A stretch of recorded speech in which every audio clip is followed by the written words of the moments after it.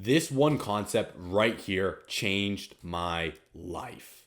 Hello everybody, my name is Joaquin Revello. I am a current UPenn Wharton dual degree engineering student, and I did the IB in May 2021 exam route, and I got a perfect 45 in the International Baccalaureate. In this video, I'm going to be explaining one of the concepts that completely changed my life and helped me get that top mark in less time and with less effort than I was previously attempting before. If you've seen one of my previous videos, especially the earliest video that I made that embarked and outlined exactly the step-by-step formula I used to get a 45 in the IB, you notice that throughout that video, I talked about that at the beginning of my 2-year journey, I was really struggling with the IB. Okay, I wasn't doing as good as I could possibly do. And then I implemented this strategy, which completely changed it. All right, what is that strategy right here? It's the following.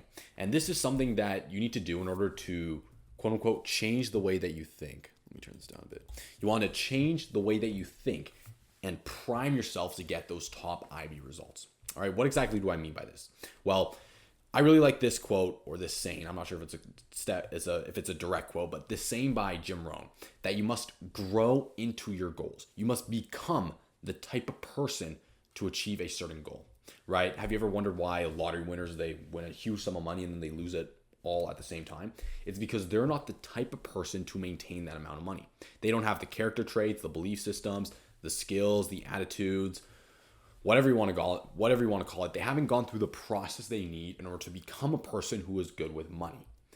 Most students, especially the ones who want to get a top score in the IB, have not gone through that process. They have not gone through that process of becoming a top 45 IB student. They're not that type of student. They're not that type of person. Therefore, in order for you to get that 45, you need to become the type of person, build those character traits, build those belief systems, whatever you want to call it, build that identity so that you can become the type of person who gets that 45. And the thing is, when you become that type of person, those results naturally come because that's the type of person you are, right? I love to use the example of Elon Musk.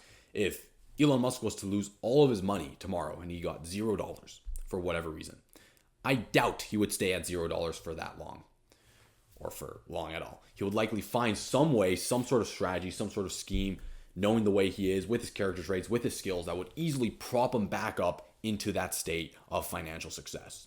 So notice that despite that situation, his character traits, his personality, his identity is that of super success. So he does what needs to be done, and that success comes as an outcome of his identity and who he is as a person, not necessarily because of the situation that he currently is in.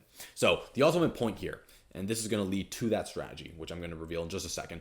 The ultimate point here is that you need to build your identity in order to become that 45 IB student. All right. Now, how exactly do you build that identity? How do you change the way that you think?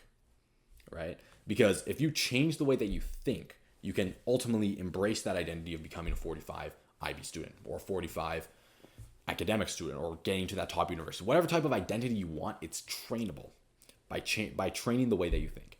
Now, let me ask you this question, because online everyone seems to get this wrong, right? Everyone seems to preach that in order to, let's say for example, you want to think happy, right? I hear this thought or this conversation online all the time where I want to think happy thoughts or I want to be more happy.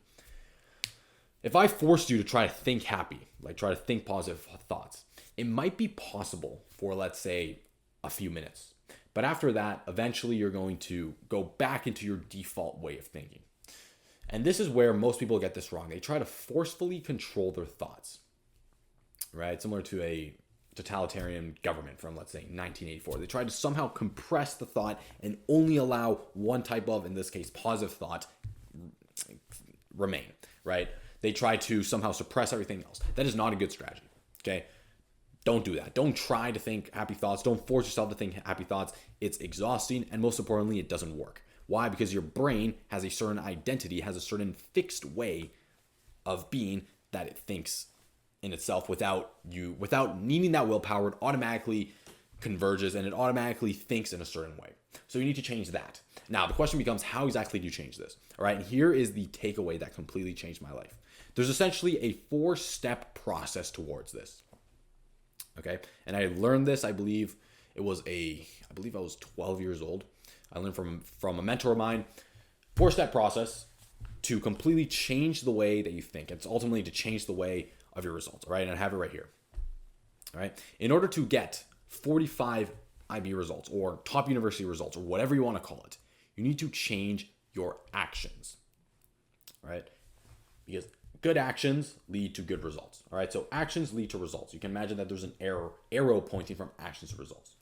Now, how exactly do you change your actions? Well, you think differently, because if you were to think differently, you're more incentivized to do certain things.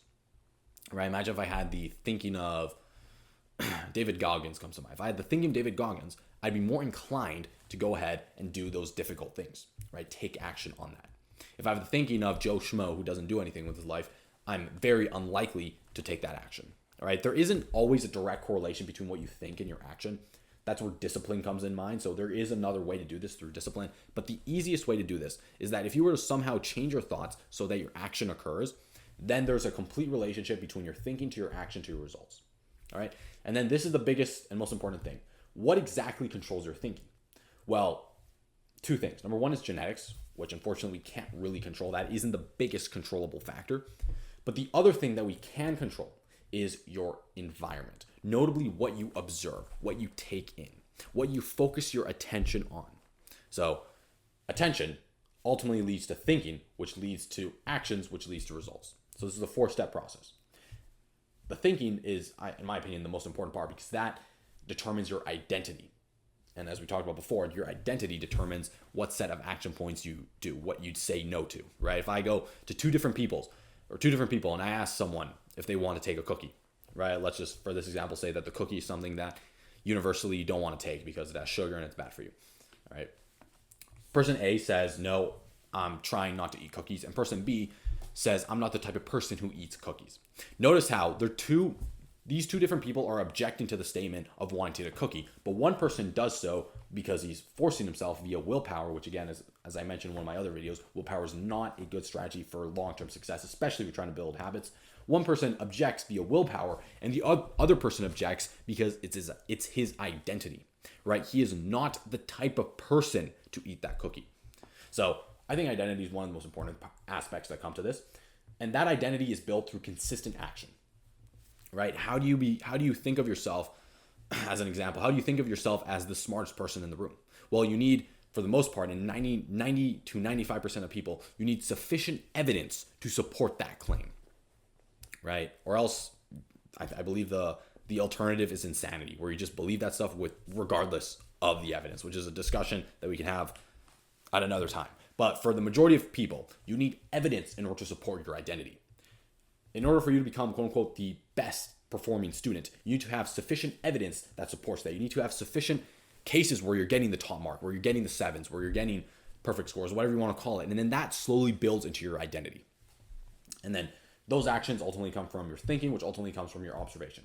All right. So linking this back to what I said at the beginning, how exactly did I change to get that 45? Well, I asked myself, what type of, first of all, I know the results, which is 45. And then I asked myself, what type of identity do I need to build in order to become a 45 IB student, right? What type of identity do I need to build? Well, I need to build that of a high achieving student. I need to build that of a person who is able to get high marks, right? It's pretty straightforward. That's the identity that I want to build. So what action points go beyond that, right? What things do I need to do to support that identity? Well, I need to get high marks. I need to spend a lot of time studying, right? I need to study effectively. I need to study smartly, whatever you want to call it. List out those action points. And then ask yourself, what do I need to think in order to do those action points? Well, in order for me to, let's say, spend more time study effectively, right? I need to think of the correct ways to study. I need to understand the correct ways to study. I need to make myself disciplined. I was already somewhat disciplined at that time, so that wasn't really the problem. For me, the biggest problem was not doing effective studying. I was studying very poorly. Just those skills itself, I was very poorly studying, which just resulted in misallocation of resources, right? The exact opposite of disproportionate leverage, which I mentioned in another video. So I asked myself, what exactly do I need to think? Well, I need to think sophisticated thoughts. I need to understand what's going on. I need to have a more intellectual perspective on certain issues, whatever the case may be. Now, and here's the big and most important part, because this is the part you can control. What do I need to observe? what observations do I need to have? Because those observations, whether you realize it or not, will impact the way that you think. Let me give you an example. Let's say I want to go and buy a red car. All right. The minute I start observing the red car that I want to buy, all of a sudden my mind gets prone to look for those things throughout all of my senses, right? So the next time I go driving or next time I go on the bus or whatever, and I go on the road, I start to see more of those red cars. It's not that the red cars were never there. It's just that I was never primed to see it to begin with, all right? That's where the observation comes into play, okay? So what do you need to observe? Will ultimately determine your thinking. So ask yourself, what type of content do I need to observe? What type of books do I need to read? What type of study sessions? What type of audiobooks? What type of podcasts? Stuff like this that you're watching here.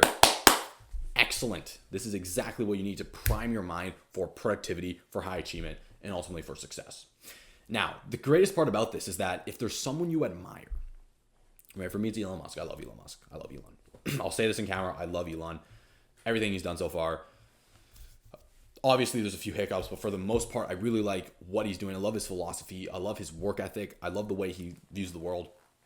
So let's say I want to become closer to thinking like Elon, right? I want to have closer of that identity of tech entrepreneur, innovation, success, whatever you want to call it. I want to have closer to that identity. Well, I need to start observing, quote unquote, observing things that, let's say, Elon would observe, or observe what Elon does himself. This is why reading books by these individuals can get you a grasp at the way that they think, at the way that they view the world.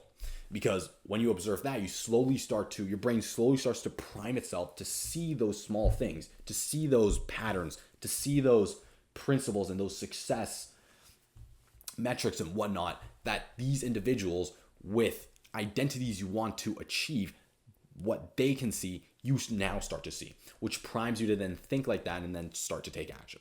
So to make this very simple, identify exactly your identity, what action you want to take, then what you need to think, and then identify what you need to observe. This can be podcasts, this can be books. If there's a certain person you want to think like, start reading their books, start reading books that they read, start doing things that they did, and you'll start to think just like them.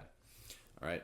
And now I want to end with this note right here. You need to be very careful what you observe with your brain, right? Because every single piece of information that you see in your life in some way impacts the way in which you think, impacts the way that your brain is structured. Every single piece of information, every single piece of sensory input. You just need to be very careful. All right. So while you want to also write down the things you want to see, write down the things you don't want to see. Maybe reality TV, maybe news, right? And the reason why I say news is because you can't control it, right? Why would you give your attention towards things you cannot control? For the most part, for 99% of news, you have absolutely no control over it. There's nothing you can do, unfortunately. Unfortunately, that's just the way it is, right? There's a war in another country. Unfortunately, the place I am right now, there's nothing I can do to control it. All right, I'm not saying don't care about it, but all I'm saying is that don't pour so much attention into the things you can't control. And most importantly, understand that the news, for the most part, is just selective exposure, right? They're selectively exposing the negative aspects in order to sell you some type of commercial. Essentially, that's just the way the attention economy works. Okay, don't get mad at the news sources. Just control the controllable, which is your attention. Don't spend your time on all these content that is not somehow aligned with the identity that you want to become. Right? So useless TV is the biggest one. News, social media, memes, like just obsessive use of memes, TikTok, whatever you want to call it. Remove those influences from your observation. Your thinking will follow, then your action, and then ultimately your identity and your results. All right. That's what I learned at the beginning of my grade 11, or I already knew this, but I applied it when I was at the beginning of grade 11. I remember I got a 4 in my math exam so I was in math HL. I got a 4 for the logic. So we did an exam on logic. I did very poorly on that because I just didn't study the right way. That was the biggest thing. So I took a step back and I asked myself, what exactly would an IB student, what exactly would a high achieving student do differently? How would they think? What action points would they take? What type of identity do they have? And then ultimately nail that down into the observation. Okay, what could I observe?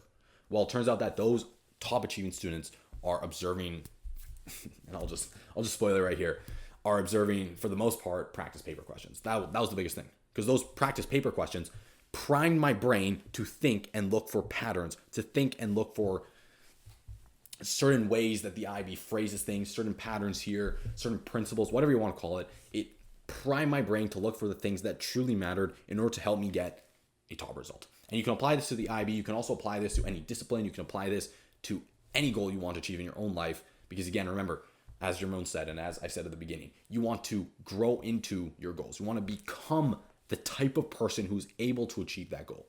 Because when that happens, that success is just a product of your identity. It's just a product of who you are as a person. And no one can ever take that away. Thank you so much for watching this video. I hope you enjoyed it. If you're on podcast as well, thank you for listening in. If you have any questions at all, please leave them in the comment section down below. I'm more than happy to help. Or you can shoot me an email at joaquinr@warden.upenn.edu. Thank you again. And until next time, stay productive. I'll see you in the next episode. Goodbye.